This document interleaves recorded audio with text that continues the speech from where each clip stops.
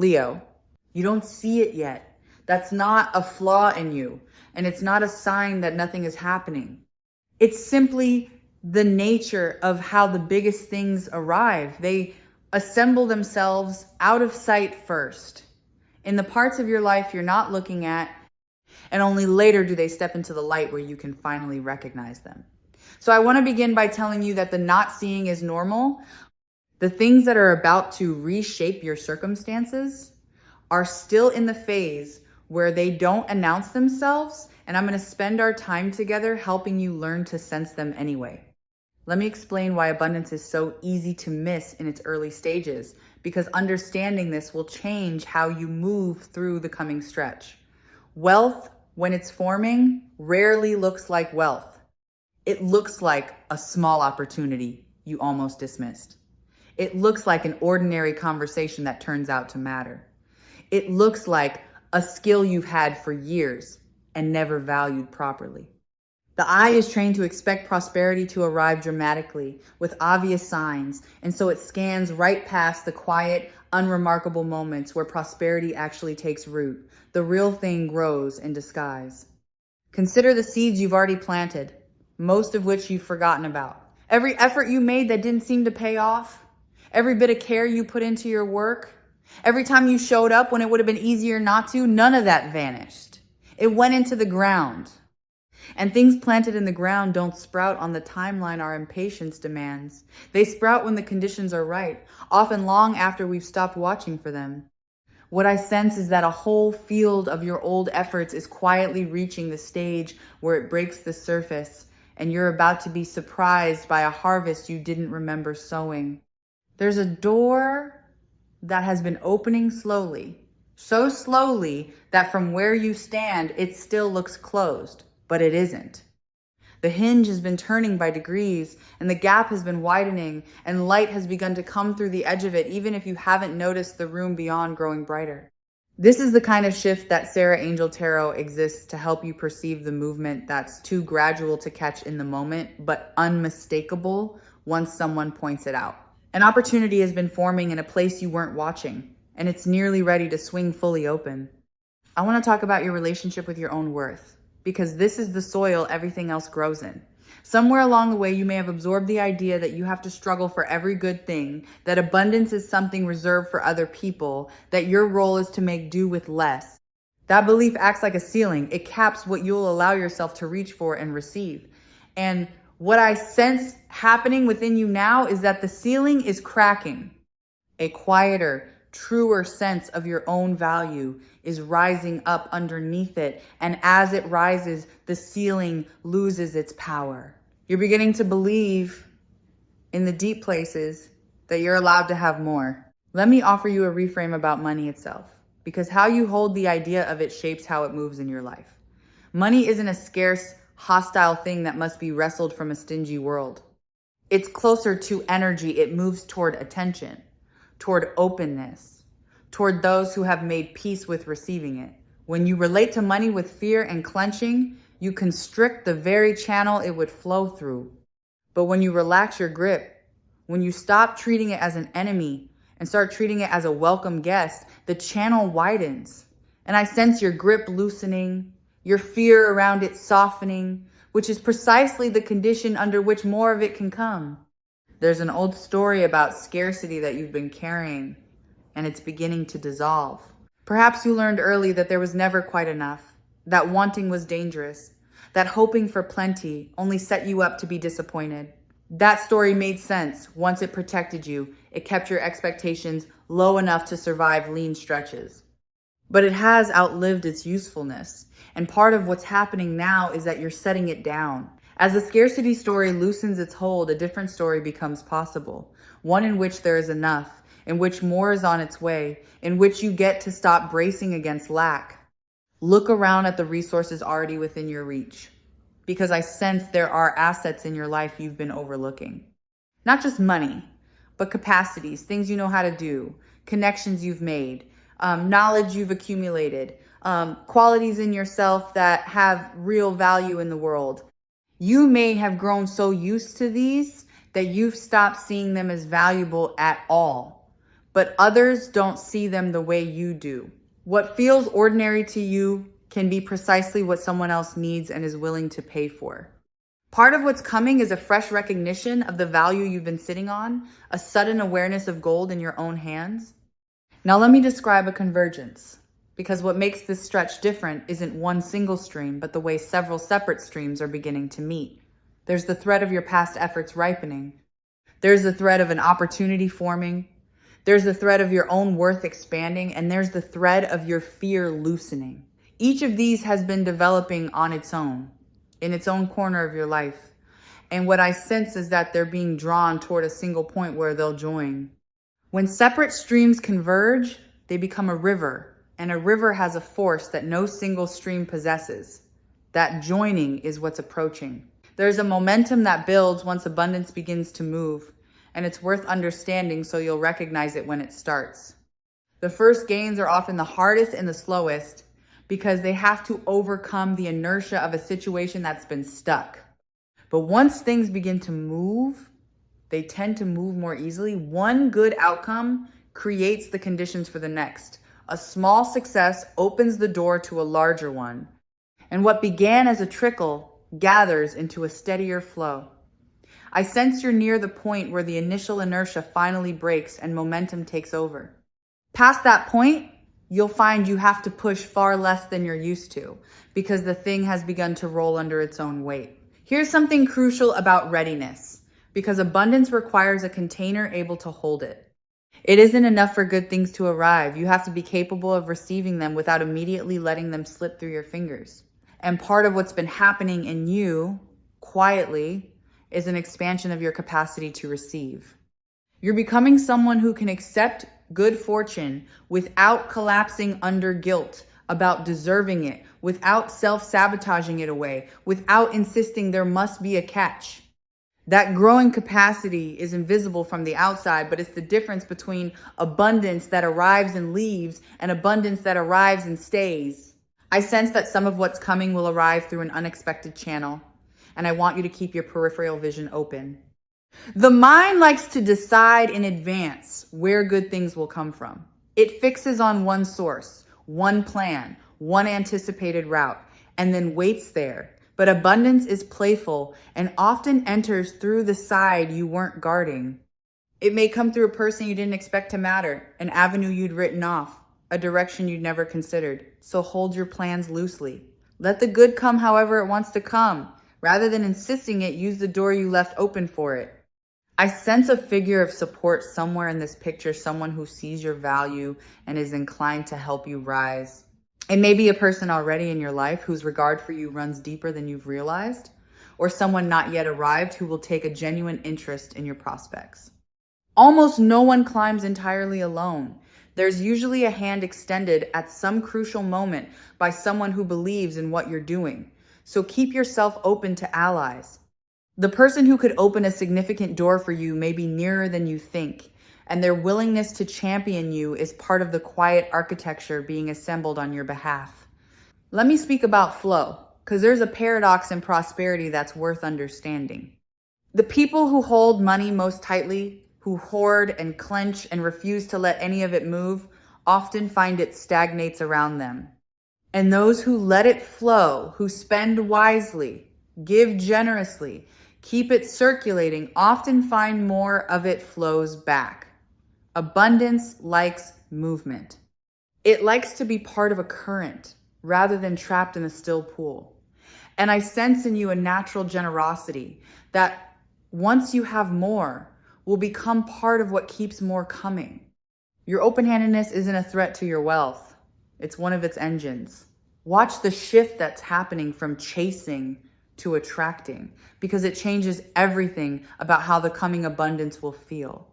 For a long time, you may have felt you had to pursue every opportunity, hustle for every gain, run yourself ragged, reaching for things that stayed just out of grasp.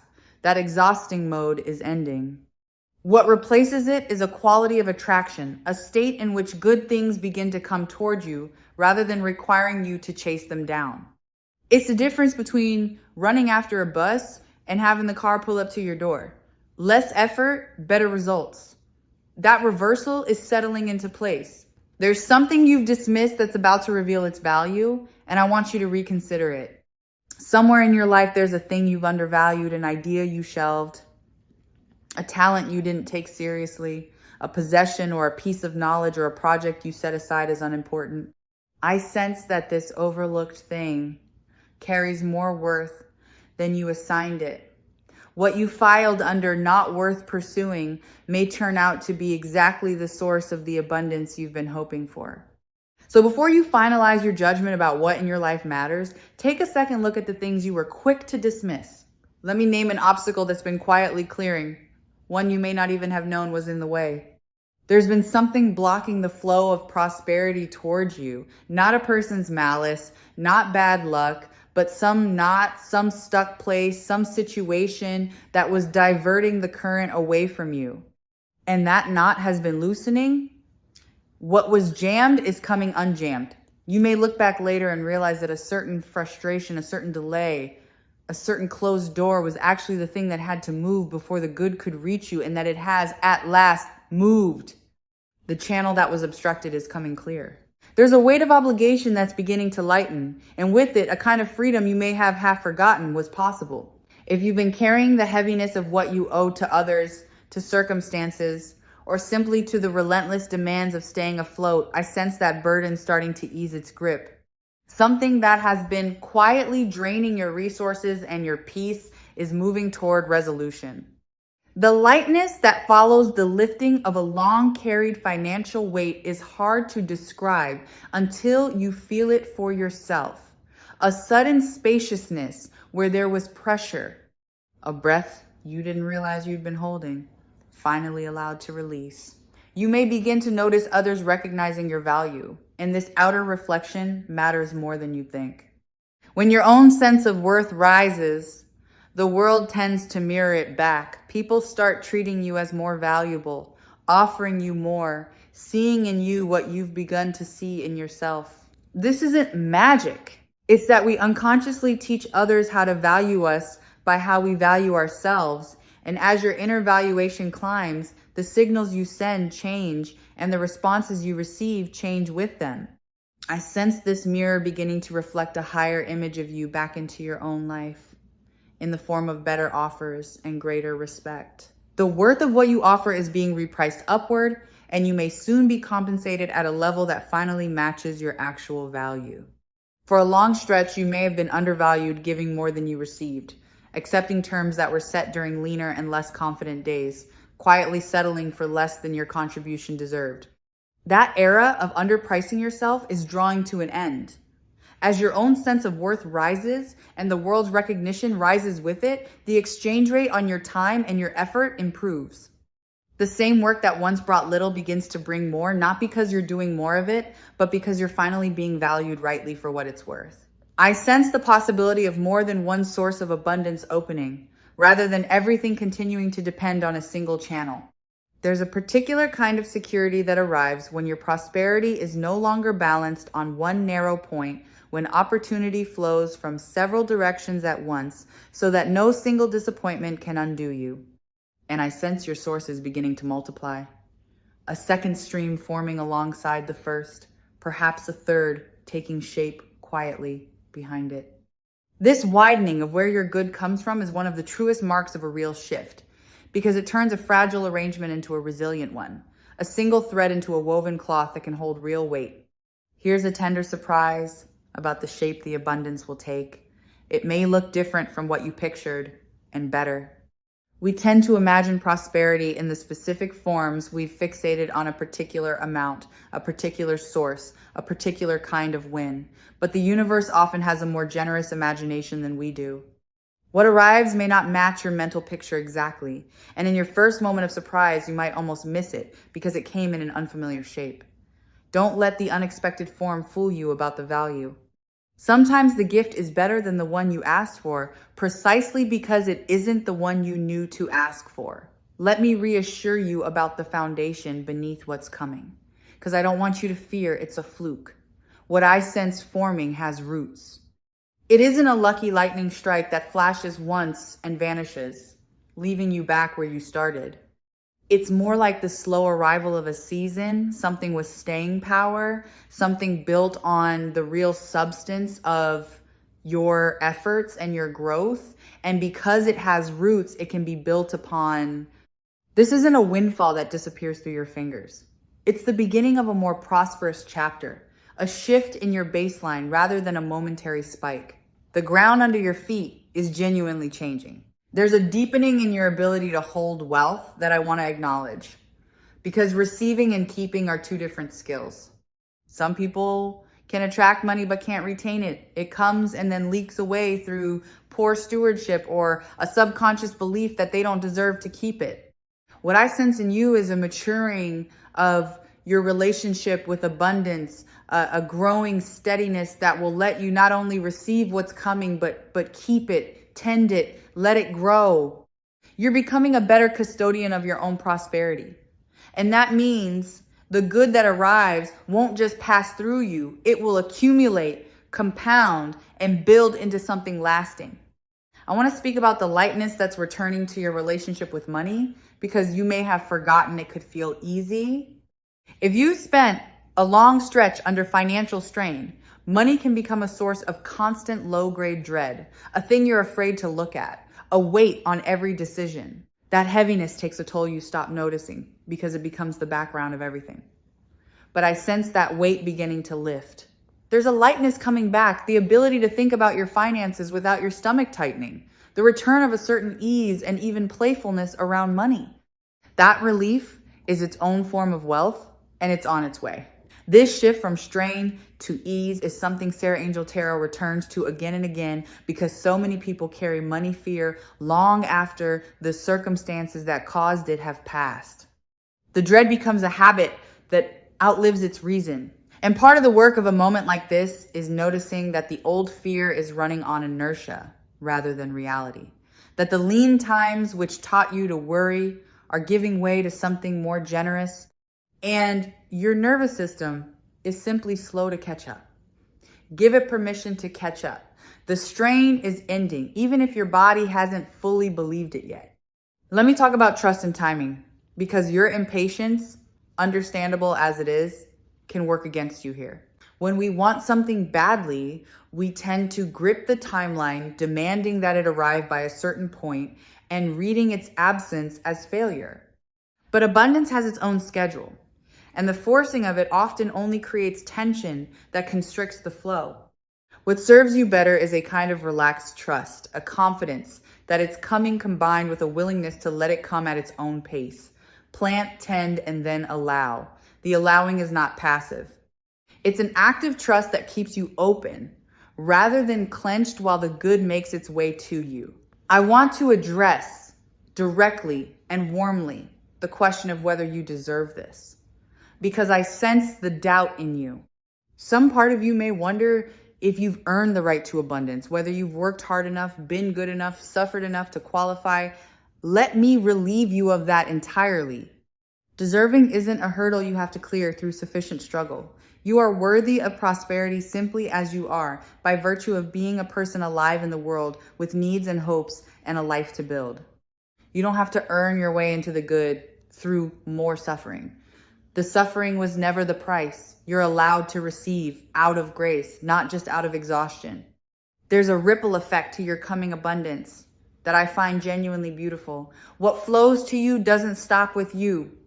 As your circumstances improve, you gain the capacity to lift others, to be generous, to help, to create opportunities for people around you who are still where you used to be. Your prosperity becomes a source of prosperity for others. And knowing this can dissolve any lingering guilt about receiving, because you're not taking from a fixed pie. You're becoming a node through which good flows outward. The more that comes to you, the more you'll have to give. And the giving will make the whole thing feel not just fortunate, but meaningful. Some of what flows to you may arrive through your connection to the good fortune of others, and this is worth keeping an eye on. We don't prosper in isolation. We're woven into a web of relationships. And when good things happen to those we're linked with, the benefits often ripple outward to reach us too. Someone's success, a collaborator's win, the rising tide of a person whose path is tangled with yours can lift you along with it. So don't measure your prospects only by your own solitary effort. Part of the abundance approaching may come to you sideways, carried in on the current of someone else's flourishing. Let me point to a decision that will be yours to make when the opportunity arrives, because abundance often comes bundled with a choice. There may be a moment ahead where you're offered something, or where a path opens, and you'll have to say yes to step toward it, to claim it, to allow it into your life. And I raise this because sometimes at the very threshold of receiving, fear whispers that it's safer to stay where you are, to not risk the disruption that good fortune brings. Don't let that whisper win. When the moment comes to accept what you've been hoping for, accept it. Your yes is the final piece the whole thing has been waiting for. I sense a particular gift in your capacity to recognize opportunity, one that's sharpening right now. Part of what's shifting isn't just your circumstances, but your perception. You're becoming quicker to spot the openings, more attuned to the possibilities hiding in ordinary situations. Where you might once have walked past a chance without noticing it, you're developing an eye that catches it. This sharpened perception is itself a form of wealth, because the world is always offering more than we register, and those who can see the offers are the ones who receive them. Your sight is clearing. And clear sight in a world full of opportunity is nearly as good as luck. There's a steadiness I want you to cultivate as the good begins to arrive, because sudden change of any kind, even welcome change, can be disorienting. When prosperity comes after a long, lean stretch, it can almost feel unreal, even uncomfortable, and there's a temptation to distrust it or to spend it away quickly out of a subconscious discomfort with having it. I'd encourage you instead to breathe, to let it settle, to give yourself time to grow accustomed to a new normal. You can hold this. You can adjust to having more. The discomfort of unfamiliar good fortune passes, and on the other side of it is a new baseline you'll come to feel entirely at home in. Let me name the freedom that abundance is really about, because money itself was never the point. What you've truly wanted, underneath the wanting of wealth, is what wealth makes possible: the freedom to breathe, to choose, to stop being trapped by lack, to build a life on your own terms, rather than under the constant pressure of necessity. And that freedom is what's approaching. Not just numbers in an account, but the loosening of the constraints that have hemmed you in, the widening of your options, the return of a sense of possibility to a life that may have felt narrowed by scarcity. The real gift is the room to live more fully, and that room is opening. There's a difference between surviving and thriving that I want you to feel in your body, because you're in the process of crossing from one into the other. Survival is a narrow mode. It keeps you fixed on the next necessity, the next demand, the next scramble to get through, with no room left over for anything but endurance. Thriving is wider. It's the state in which your needs are met and there's something beyond them. Margin to breathe, resources to spare, the freedom to think past mere getting by toward what you'd actually like to build. I sense you moving out of the narrow corridor of survival and into the more open country of thriving, where the question changes from how do I make it through to what would I like to create. I want to reflect on the resilience you've shown to get here, because it hasn't been for nothing. You've weathered stretches that were genuinely hard. You kept going when the returns were invisible. You maintained some thread of hope, or at least persistence, through times that tested you. That resilience wasn't wasted. It built something in you, a strength and a steadiness that will serve you well when the abundance arrives. You're not receiving this as someone untested. You're receiving it as someone who has earned, through endurance, the wisdom to handle it well. The hard chapters were not detours. They were preparation. I sense a delayed recognition making its way toward you, a reward for something you did well that wasn't properly acknowledged at the time. Our best work isn't always rewarded in the moment. It gets overlooked, undervalued, or simply outpaced by circumstances that had nothing to do with its quality, But value has a way of being recognized eventually, and I sense that some contribution of yours, some effort or quality that once went unrewarded, is about to receive its due at last. What you gave that seemed to pass unnoticed was noticed after all, and the acknowledgement along with the abundance that tends to travel with it is finally catching up to what you earned. There's a quality of unexpectedness I want to prepare you for, a sense in which the good may arrive faster than the logical mind can explain. Abundance doesn't always follow the neat, gradual path of cause and effect. Sometimes it leaps, arriving in a way that seems to skip several expected steps, showing up before you'd calculated it could. When this happens, the analytical part of you may struggle to trust it precisely because it can't trace the mechanism. Let yourself trust it anyway. Not everything good has to be explainable to be real. Some of what's coming will arrive by routes too complex to map, and its unexplainability doesn't make it any less yours. Let me touch on the confidence that's growing in you, because it's a quiet engine of everything else. As you begin to sense that your circumstances are shifting, a different posture settles into you. You stand a little taller, ask for a little more, believe a little more firmly in your own prospects. And that confidence is self-reinforcing because the world responds to it, offering more to those who carry themselves as though they expect good things. I sense this upward spiral beginning, confidence drawing, opportunity feeding, confidence, the whole thing lifting you higher than either could alone. You're stepping into a version of yourself that assumes abundance rather than bracing against lack. I want to speak to the patience your situation may still require, and to frame it rightly. You may not be at the moment of full arrival yet. You may be in the stretch just before where the signs are gathering, but the thing itself hasn't landed. This in between can be the hardest part because you can sense that something's coming without being able to hold it yet. But this stretch is not empty waiting. It's the final assembly, the last positioning of pieces before they lock into place. Trust the in-between. It's not a sign that nothing's happening. It's the pregnant pause right before the good becomes visible and real. There's a permission I want to extend to you because I sense you've been withholding it from yourself. Permission to want more without shame. Somewhere you may have learned that wanting abundance is greedy, that being content with little is more virtuous, that desiring wealth makes you somehow lesser. But there's nothing shameful about wanting a life of ease and possibility. Wanting more resources so you can live more freely and give more generously is not greed. It's a natural and healthy reaching toward fullness. Give yourself permission to want it openly.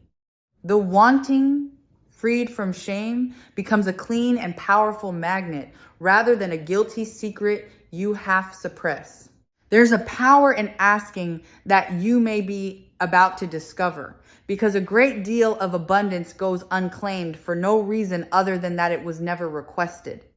People leave money and opportunity on the table, not from any lack of worth, but from a reluctance to ask, to name their price, to request what they're owed, to say plainly what they want and let it be heard. I sense you growing more willing to ask, more comfortable stating your value out loud without apology. And this alone can unlock resources that were always available, but never activated. The request you've been rehearsing without quite making may turn out to be the very key that opens the next door. Let me describe how you'll know the shift is truly underway, because there are signs you can watch for. It often begins with small confirmations, an unexpected bit of good fortune, a sum that arrives from an unforeseen place, an opportunity that materializes, a door that opens a crack. These small signs are the leading edge of the larger shift, the first drops before the rain. So when they come, don't dismiss them as coincidence or too minor to matter. Notice them, welcome them. Let them build your faith that the bigger abundance is real and on its way. The small confirmations are how the invisible starts becoming visible. I sense that your generosity of spirit, even in lean times, has been quietly building goodwill that's about to return to you. The ways you helped others when you had little, the kindness you extended without expecting repayment, the times you gave from a place of scarcity rather than surplus. These acts created a kind of credit in the deeper economy of things. And I sense that credit coming back around, arriving as support, as opportunity, as unexpected help from directions you'd forgotten you'd sown into. What you gave when it was hard to give is returning to you now, often multiplied, often through people and channels you wouldn't have predicted. Let me offer you a quiet practice that amplifies everything approaching. Gratitude for what is already good. It can sound too simple to matter, but appreciation works like a multiplier on abundance. When you turn your attention to what you already have, the small sufficiencies, the unremarked comforts, the ordinary blessings you stop noticing, you shift into the very state that draws more towards you. Complaint keeps you fixed on absence. Gratitude tunes you to presence and plenty. I'm not asking you to pretend the hard things aren't hard. I'm suggesting that noticing the good you already hold is one of the surest ways to open the door for more of it to arrive. There's a clarity about your own direction that's emerging alongside the abundance, and the two are connected. As the fog of financial stress begins to lift, you gain the mental space to think clearly about what you actually want to build, where you want to direct your energy, what kind of prosperity would truly satisfy you.